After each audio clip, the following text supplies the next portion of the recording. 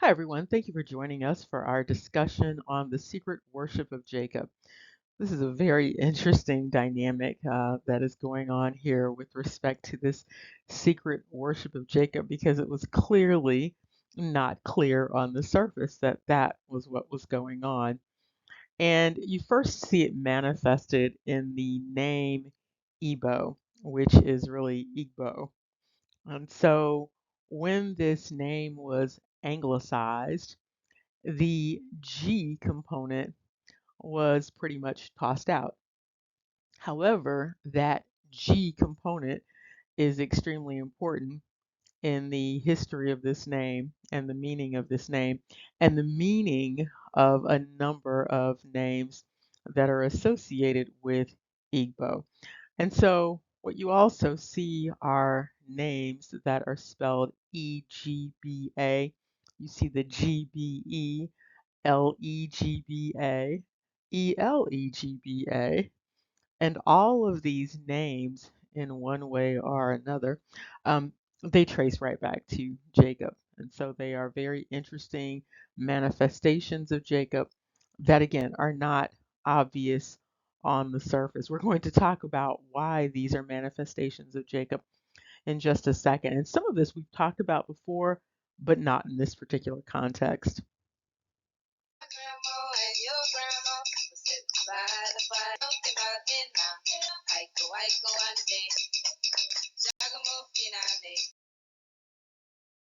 And it has previously been noted that there is a significant Jacob identification going on the west coast of Africa. And here you see this very odd dynamic with respect to this name Jacob. You see that over 500,000 people bear this particular surname, and it is most prevalent in Nigeria. Now, this Jacob is an English word, essentially. So it's very interesting that this particular spelling and this particular word, this particular surname, would be most prevalent in Nigeria, then followed by Tanzania and India. Now, of course, one of the reasons why it's so difficult to ascertain when you are looking at Jacob or transliteration of Jacob is because of all of the letter substitutions that go on with this particular name. The J is substituted with an I, it's substituted with a G, okay? Then the C can also be substituted with the G or the K. And then at the end with the B, you can have a substitution of a V. And so you might see all sorts of dynamics going on with respect to this name, Jacob. Some of them are more obvious than others, but when you get into things like James, it makes it very difficult to see that connection, or Giacomo. Now, if you recall the song Iko Iko, we talked a little bit about this before. It has that Giacomo sound in there, which is again a translation of James, a translation of Jacob. But there also appears to be a piece of Jacob in the part of the song that says Iko, Iko. Okay, so there's a lot going on with this Jacob name, and you have to really be tuned into all of these letter substitutions in order to pick up on James or Jacob being asserted as a particular identity. Jacko, for one, like Michael Jackson. That's also another way of saying Jacob. And so the name Jacob, Iacobus, it's all over the place. And what we see here is this sort of obscured dynamic in Africa and in the Americas with respect to this Jacob name. And it comes about because of the preservation of two letters in particular. And sometimes when these words are anglicized, some of the letters are dropped. And so sometimes people are not pronouncing the letters, all of the letters. And you see that where people will say that letter is silent. Question is, why is it even there? But and so you see some of these silent or soft letters, and so that makes it so that the name Jacob is often obscured. And interestingly, there are a few Mardi Gras Indian songs that touch on some of these dynamics. If you recall, we talked about the Golden Crown before and the controversy around the Golden Crown. And then there is this song that is sung by the Dixie Cups. They didn't create the song, however, but there's mystery around the song. And so the song is Iko Iko, and then you have the Giacomo or the Giacomo. And so it's not completely clear what is being asserted there, but no matter how you look at it, you see these elements of Jacob inside of this song. And so not only are there some transliteration dynamics that tie Jacob to these identities on the west coast of Africa and in the Americas, there is also this dynamic of the name that is associated with Jacob having the same meaning as Jacob. And so when you look at Egba or Legba or Legba, what you see is this dynamic of the divine trickster. And so Jacob, in terms of scripture, is understood as not only the supplanter, but the deceiver, the divine trickster. And so when you look at it that way, you can see very easily how Jacob is related to this West African deity and also this deity that is identified in the Americas. And according to the narrative, the deity was a transplant from the west coast of Africa.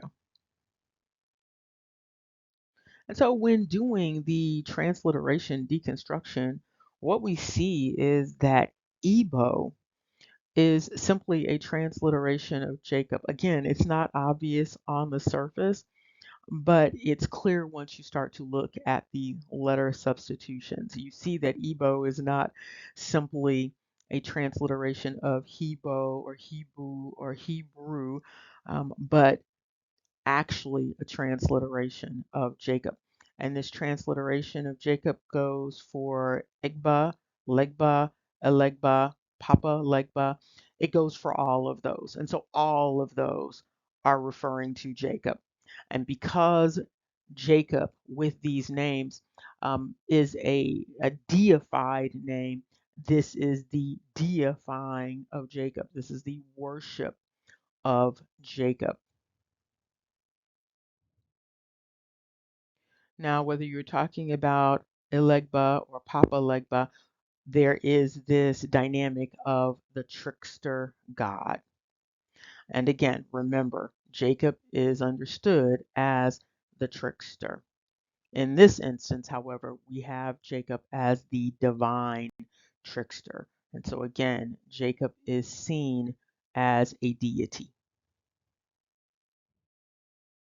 Now, what's interesting about this Elegba dynamic, the trickster god of the Yoruba of Nigeria, is that the name appears to be interchanging with Ishu, which of course has been associated with Esau.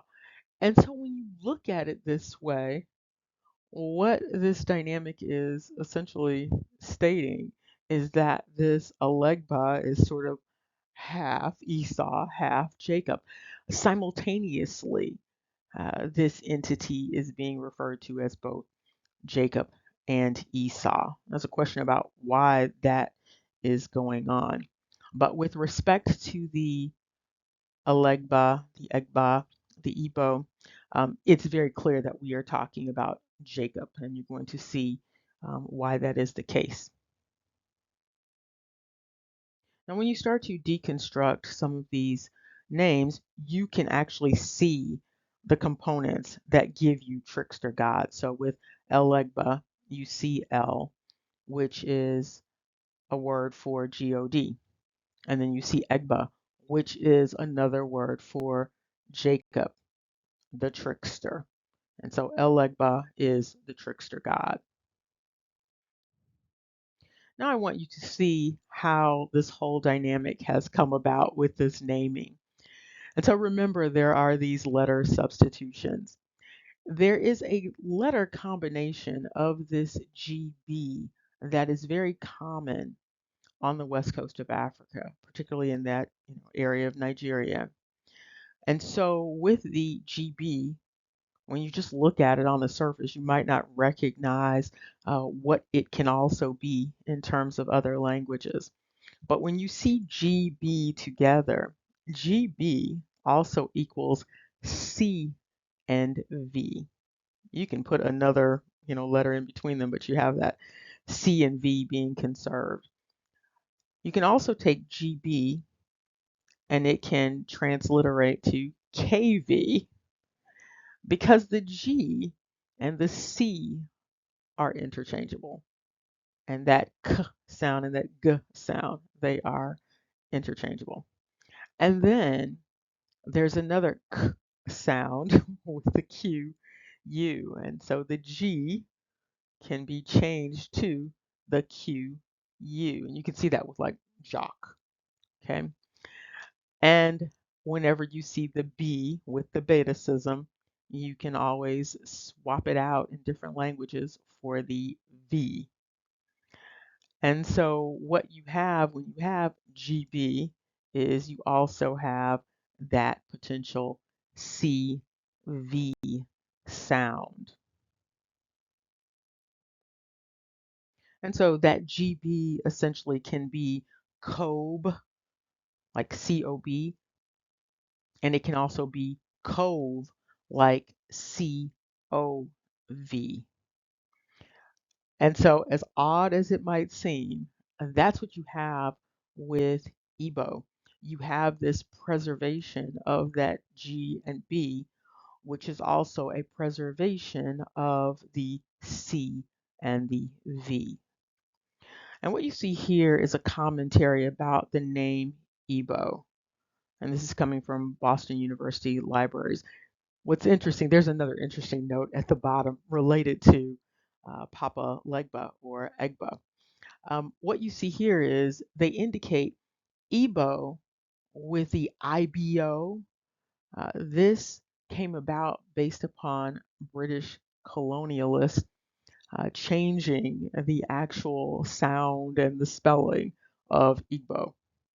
Okay, and so you also see, and we've talked about this before, a history of Igbo being pronounced Hebo or Igbo with the E-B-O-E. Again, this is considered a corruption of Hebrew. Okay, but what we see when we look at this more closely is that this Igbo is a transliteration of Jacob. Now, if you look down below in terms of the sources regarding this information, you see this commentary down there indicating number 2, Igbos in diaspora celebrating. Okay. And what you see is the celebration related to Papa Legba.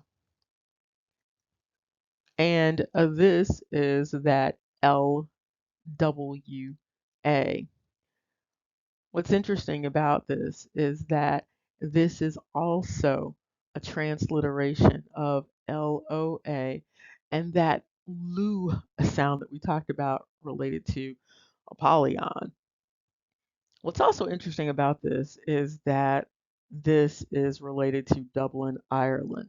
Again, there is some extreme intense interest coming out of Scotland and Ireland related to the west coast of Africa. And you see this repeatedly in terms of research. And here you see this depiction of the Loa here in this painting. And this Loa is associated with Papa Legba. And you also see that this entity is a serpent, and you see this is related to Haitian religious tradition, which again is going right back to the west coast of Africa. What's also interesting is that there is a geographic relationship to this particular name, but when you see it, it's spelled differently. Again, you see these letter interchanges. But what's also interesting is another transliteration apparently for Loa. It's surprising. I'll just leave it at that. And going back to the Irish, what we see here with respect to Loa is that in terms of the Irish, this Loa can also be understood as Jew. This is interesting, of course, because we talked about how Judah was also a name that was associated with this idea of Lu and Leon. And we talked about that before and how that is related to Apollyon. Now we get to this other very interesting dynamic that is related to the Igbo. This name, interestingly, has an anagram, and the anagram is I Gob. But of course, you know with the letter exchanges that this is I Cove. What's also interesting here with the translations of Igbo is that the language that seems to be very invested in Igbo is Irish. And you see all of these variations here in the Irish with respect to Igbo. I mean, they really go into it. So the Irish apparently have a strong affinity for the Igbo. And here you can see when you're not looking at the anglicized version, you see the G is prominent. So when you look at the Hindi, you see it is Igbo. So it's not simply Igbo as it is pronounced in English. The G is prominent. Now, it's important that the G be conserved in terms of the name Igbo in order to get to the transliteration of Jacob. And so, by taking out the G or saying that the G is silent or it doesn't exist, that takes it away from that transliteration to Jacob. But when you look at older languages, you can see with respect to the Igbo that the G is conserved. You see this conservation of these letters so that you can more clearly transliterate right back to Jacob. And so here you see this pronunciation with the IGABO. But again, the G is being conserved. And here you see the letter exchange going on. So you see Igbo, but on the other side here with this translation, you clearly see ICOB. And so you see the IKOB. And here you see some additional letter exchanges. This time, in place of the G, you see the K. And remember, we talked about how the K and the C can all be interchanged with the G. And then you also see the P replacing the B. This translation from the English into the Yoruba of Igbo is very noteworthy. The translation looks essentially the same. What's noted here, though, is that the Yoruba actually provide a definition for Igbo, and the definition is bush, like a tree. This is noteworthy because there is a correlation between this and the understanding of Igbo in that discussion about the Shem names, and we're going to look at that.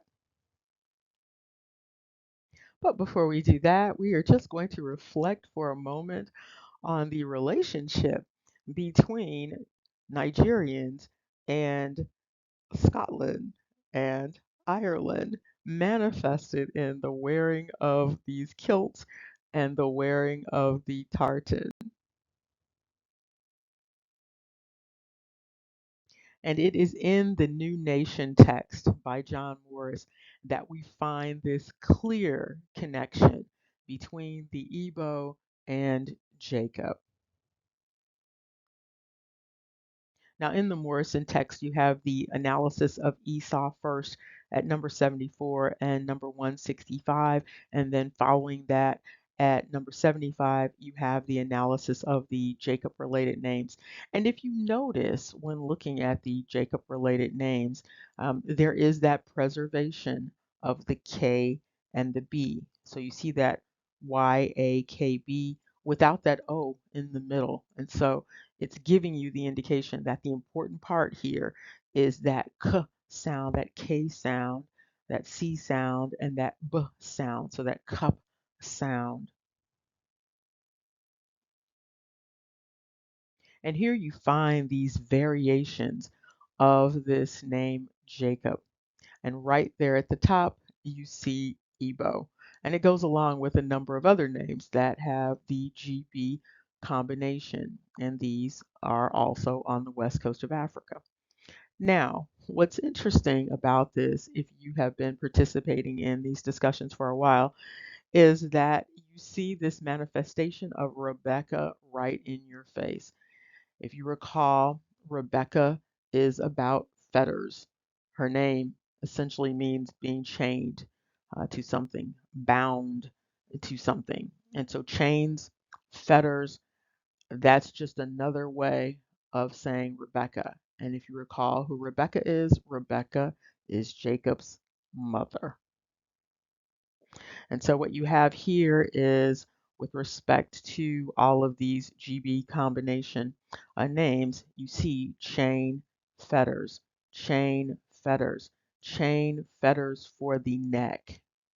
And then specifically with Igbo, the stocks. And here you see this deifying dynamic with respect to the Igbo, Jacob, Egba names. And you see here that one understanding of Egba, which again is a variation of Jacob, is heaven, sky. You see that KP transliteration there, translating as God. You see Egba again, translating as an idol.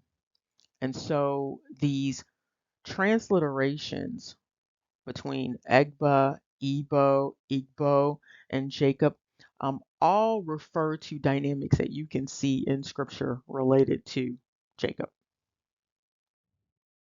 And here you also see this idea of Igbo being associated with palm oil.